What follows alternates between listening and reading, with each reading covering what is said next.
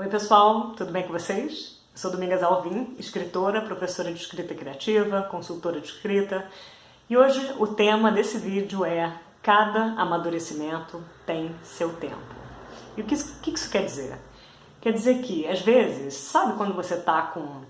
Você olha para seu filho, você olha para seu irmão, você olha para sua mãe, você olha para, sei lá, seus avós, seu colega, você estuda anos com uma pessoa e aí, de repente, você vê que a pessoa não muda, você vê que você fala, e você tá sempre falando a mesma coisa para aquela pessoa, dando os mesmos conselhos, e a pessoa só tá lá batendo, né, com os burros na água, dando cabeçada na parede, burro em ponta de faca, todos esses ditos populares que a gente ouve por aí, daquelas pessoas que não, de repente, estão aprendendo, né? E eu fiquei pensando, e aí até escrevi um texto sobre isso, que está aqui em algum lugar desse vídeo, falando sobre essa necessidade da gente entender que, literalmente, cada amadurecimento tem o seu tempo. Nós todos, imagina que nós sejamos, cada um de nós, uma espécie de fruto. Então, eu sou um tomate, você é uma uva, o outro é uma melancia, o outro é um melão, uma tangerina e por aí vai. Não adianta, sabe? Nós somos como o que acontece na natureza. Cada um desses frutos tem um tipo diferente de amadurecimento, tem um tempo diferente de processamento, sabe? O tempo de gestação de um elefante não é o mesmo de um coelho. E por quê? Porque cada um na natureza é diferente e assim também acontece conosco. Em termos de aprendizado, em termos de experiências, em termos de vida, né? Tem pessoas que, de repente, aprendem de primeira, tem pessoas que precisam errar 20 vezes a mesma coisa, tem outras que nem precisam errar, que só de verem os outros errando elas já aprendem, né? Essas são... Nossa, eu adoro, eu idolatro essas pessoas, porque... Cara, deve ser muito bom ser assim, né? Eu não sou uma dessas, eu sou aquela que precisa botar a mão na massa, que precisa errar, dar a cabeçadinha na parede e depois entender. Mas eu vejo que, assim, a aflição, e eu me lembro que quando eu coloquei esse texto no Facebook, uma mãe veio falar, ai, nossa, esse texto me esclareceu um pouco, porque eu fico muito preocupada com meu filho, porque ele tá sempre, eu falo uma coisa, ele nunca faz o que ele nunca me ouve, ele nunca faz aquilo que eu digo, não sei o quê. O que acontece?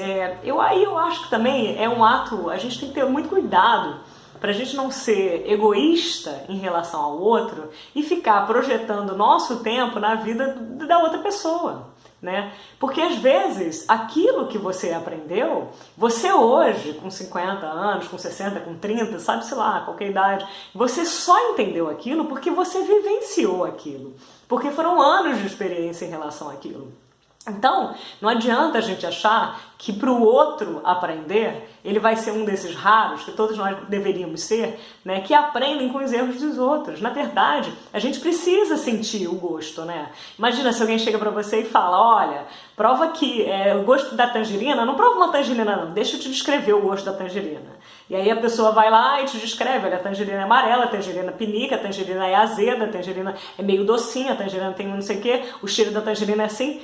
Cara, e não adianta, porque todas essas explicações que a pessoa te der não vão ser suficientes ou não vão ser comparáveis ao grau que é vivenciar a experiência de colocar um gominho apenas da tangerina na boca.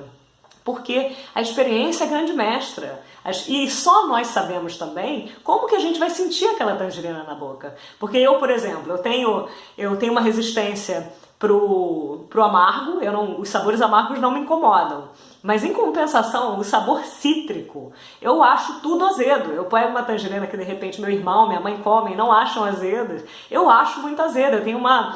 Quando alguém coloca vinagre na salada, eu coloco vinagre, porque pra mim aquele sabor, ele é muito pungente, ele dói, dá aquele negocinho aqui, sabe? E para os outros que estão na mesa, aquilo ali é super natural, não, isso daí não me incomoda. Então isso varia de gente para gente, varia de pessoa para pessoa.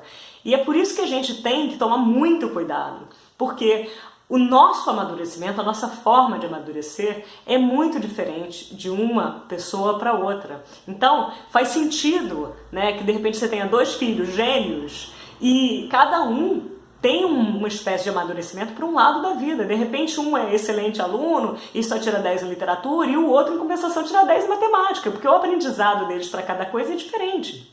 os gostos variam, as pessoas variam.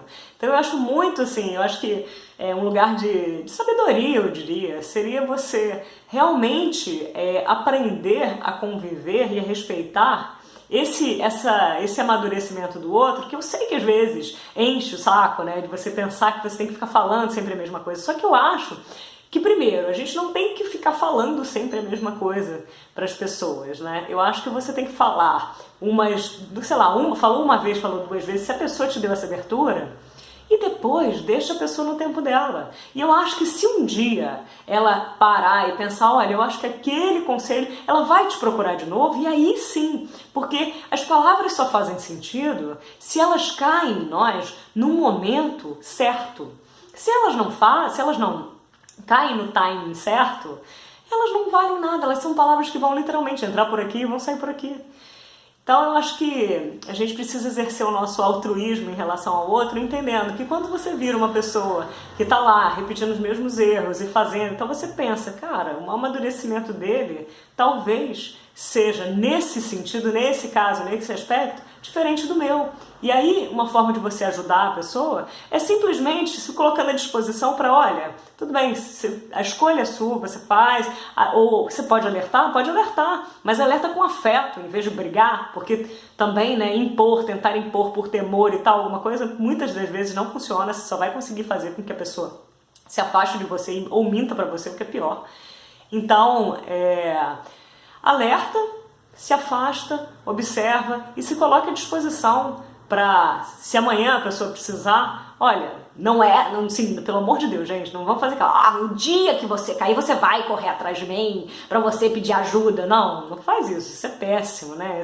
Esse lugar de vingancinha, assim, não, a gente não precisa disso, né? O que a gente precisa é saber que nós estamos aqui para viver uma experiência, cada um no seu tempo, e que nós temos pessoas que, apesar da gente errar muitas vezes e apesar da gente ter um timing diferente, possam ser nossos colchões de afeto, né? Possam ser aquela piscina de bolinhas que quando você é criança, você sai correndo e se joga nela porque você sabe que ali você pode cair, né?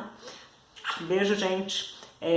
Se inscrevam no canal, não deixem de curtir, comentar, compartilhar essa ideia, porque o YouTube vê que você está produzindo um conteúdo que agrada e ele vai fazendo a coisa girar. Ajuda a coleguinha. E o meu Facebook também vai estar aqui embaixo, meu Instagram, meu blog.